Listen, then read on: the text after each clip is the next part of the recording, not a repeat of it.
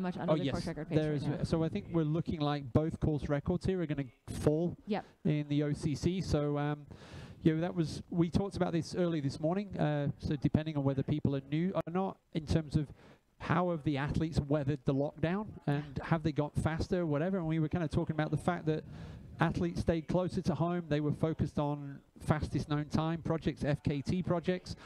Seems you had uninterrupted training more than anything, right? You weren't tapering for races. You weren't doing recovery weeks. You still had recovery time, but you had uninterrupted training time. And you weren't traveling either. You were just, everything was kind of closer to home. And it seems the front runners, the leaders are absolutely benefiting from that. Yep, 100%. And so I coach a variety of runners. Right. And the biggest thing that I took away from last year was that they weren't commuting to work, for example. Yeah. And we didn't have them train more, but they slept more. They saw their families more. They recovered better. Yeah. So it was all those pieces of the puzzle that people weren't spending in cars and planes and that kind of thing, and they were actually able to put, they didn't have to cut sleep by an hour. They got the sleep they needed to do the training. And they probably had that routine, because you tend to be in one spot as well. So everything was, you kind of build a structure around your professional work as well. So yeah, no, absolutely. Lonnie, I mean, we already said this for Robbie, but this is steep. This is not a trail that most of us, and I'm speaking on my behalf, not Corinne's now, most of us would not be running up this. We'd be power hiking this at best. So this is a fantastic display of trail running from Blondine.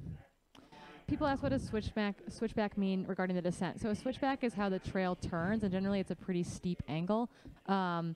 Like 180 degrees, I think would define a switchback, right? Like you're going one direction on the hill, you make a full 180-degree turn, and you start traversing the hill in the opposite direction. So it allows you to ascend a hill at a slightly more level grade while still climbing vert. So it makes, you're technically not moving that far because you're switchbacking, you're zigzagging essentially up and down the hill. Yeah. So they can be both uphill or downhill, but it's the way the trail is cut into the hillside.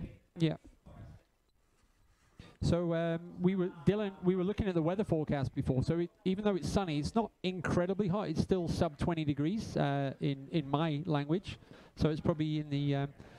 But there we go. There is our leader. Look at that run. He is making moves on this downhill. Yeah. Two things amazing about this image on the left-hand side. One is our leader. Two is the camera person that is running behind our leader. So Jonathan Albon is absolutely on the charge, and actually quite soon we're going to go through the little cafe.